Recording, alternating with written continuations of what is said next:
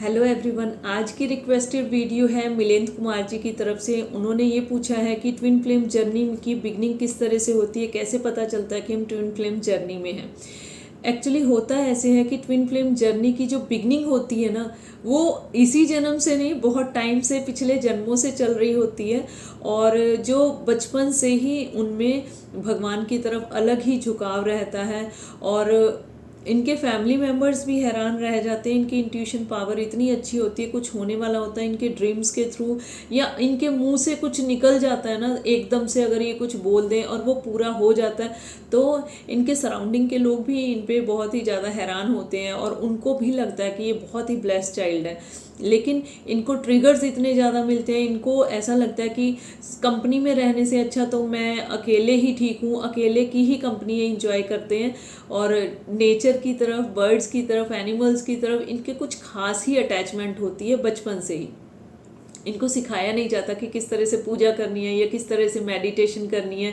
ये बचपन से ही, अगर ये सो रहे हैं, जाग रहे हैं, कुछ भी सोच रहे हैं ना, तो इनका मोड जो होता है मेडिटेशन वाला ही होता है। भगवान की तरफ ही इनका पूरा ध्यान लगा रहता है। और ये इतने ब्लेस्ड चाइल्ड होते हैं कि इनको ये कुछ सोचते हैं और डिवाइन उनको, जैसे हम इतनी खुशी के साथ जैसे सोने की थाली में परोस के देते हैं ना, डिवाइन की ब्लेसिंग्स इनके ऊपर इतनी होती हैं कि अगर ये कुछ सोचते हैं या मांगते हैं तो इनकी इच्छा बहुत जल्दी पूरी हो जाती है।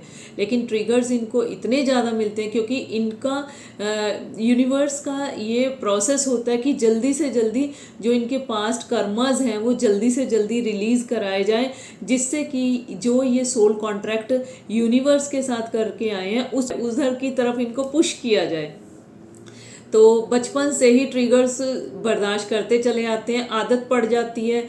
और ये ट्रिगर्स फैमिली मेम्बर की तरफ से भी मिलते हैं और ब्लड रिलेशन की तरफ से भी मिलते हैं, भाई बहन, मदर फादर, शादी हो जाती है तो इन लॉज की फैमिलीज इस तरह की मिल जाती है कि इतने ट्रिगर्स मिलते हैं कि इनको ये नहीं समझ आता कि मेरी गलती क्या है। अगर ये पूछते हैं कि मेरी गलती क्या, तो सामने वाले से सेटिस्फैक्ट्री जवाब मिलता ही नहीं है, क्योंकि ऐसा कुछ नहीं होता जिसकी वजह से इनको इतने ट्रिगर्स मिल रहे होते हैं। उसके बावजूद भी ये बहुत जिम्मेदार होते हैं और अपनी फैमिली के लिए बहुत ही ज़्यादा डिवोटेड होते हैं। अगर कोई और भी इनसे हेल्प मांगता है तो उसकी हेल्प के लिए भी हमेशा रेडी रहते हैं। और इनको इन रिटर्न कुछ नहीं चाहिए होता, बस इनको ये होता है कि सामने वाली जो सोल है अगर वो दुखी है तो बस वो खुश हो जाए, उसी में ही इनको खुशी मिलती है।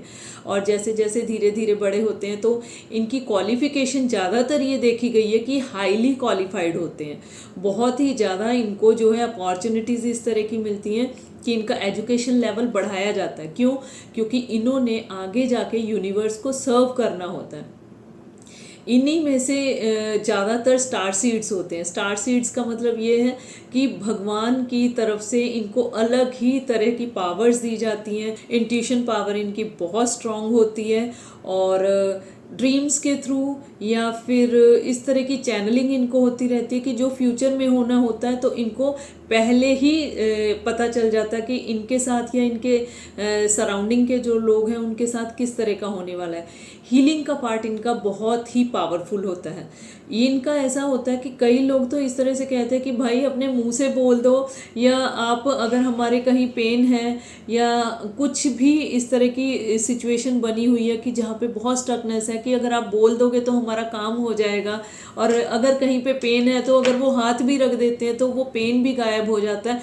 फिर वो पेन इनकी बॉडी पे थोड़े टाइम के लिए तो ज़रूर आता है, लेकिन फिर भगवान की इतना आशीर्वाद होता है कि वो पेन इनके यहाँ से, उनकी बॉडी से चला जाता है। तो इस तरह की तो बिगनिंग होती है। बिगनिंग जो होती है बचपन से ही होती है, लेकिन पता कब चलता है? ज़्यादातर ये माना जाता है कि 28 ईयर्स के बाद पता चलता है कि आप ट्विन फ्लेम जर्नी में हो। और 28 ईयर्स से पहले जिसको पता चलता है तो इसका मतलब ये होता है कि उनका जो कर्मा पहले का था वो बहुत ही ज़्यादा अच्छा था और बहुत ही अच्छे कर्म करके पूजा पाठ करके आए हैं, कि जिनको पहले आइडिया हो जाता है कि हम इस तरह की जर्नी में हैं।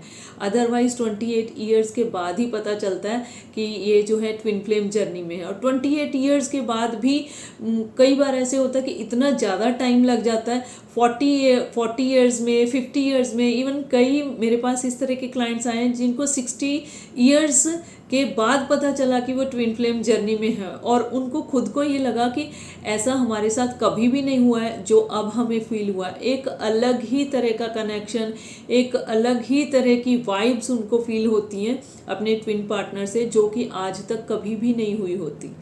और इनका मेन फोकस जो होता है वो दूसरों को सर्व करना, दूसरों की प्रॉब्लम सॉल्व करना। उसके बावजूद भी इनको वो मान सम्मान नहीं मिलता जो कि ये डिज़र्व करते हैं। फिर उसके बाद जब इनके कार्मिक पार्टनर्स और कार्मिक सिचुएशंस ख़त्म होनी शुरू होती हैं ना, तो उतनी ज़्यादा ब्लेसिंग्स इनकी तरफ आती हैं, साथ ही ट्विन पार्टनर इनकी तरफ आते हैं। जब इनकी लाइफ में एंट्री होती है ट्विन पार्टनर की, तो दोनों की ही लाइफ में बहुत पॉजिटिविटी आती है, बहुत सक्सेस आती है।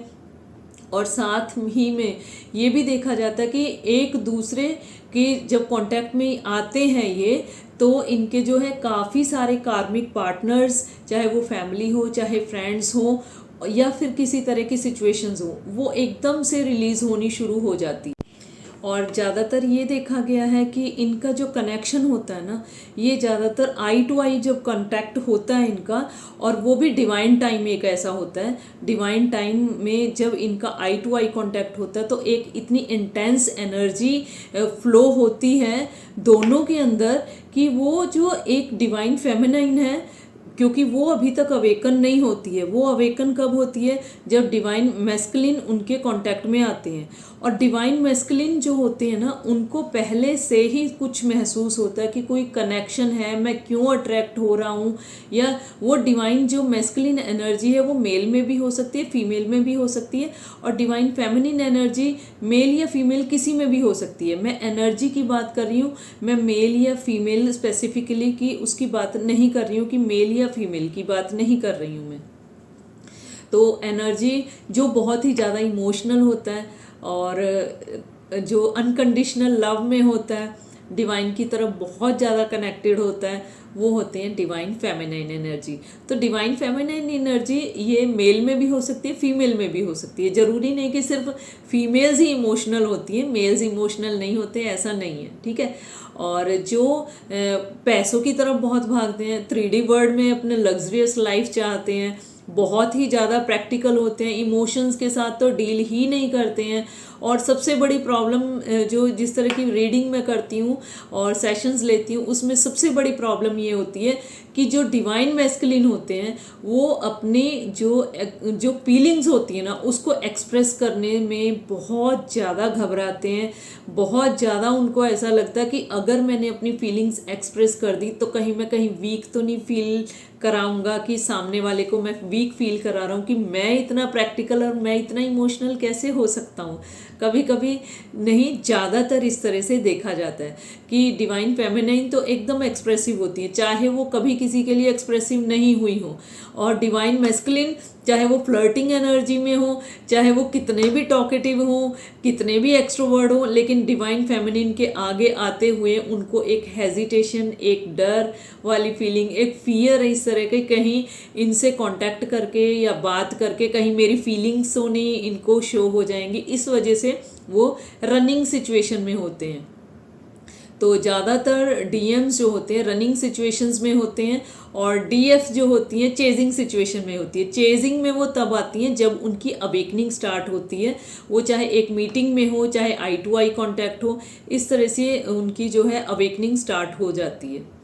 और डिवाइन जो फेमिनिन होती है, जो फर्स्ट टाइम कांटेक्ट में आती हैं, उनको इस तरह से लगता है कि कहीं किसी ने सम्मोहन तो नहीं किया सामने वाले ने, कहीं मेरे साथ, क्योंकि मेरी तो एनर्जीज कभी ऐसी रही नहीं है।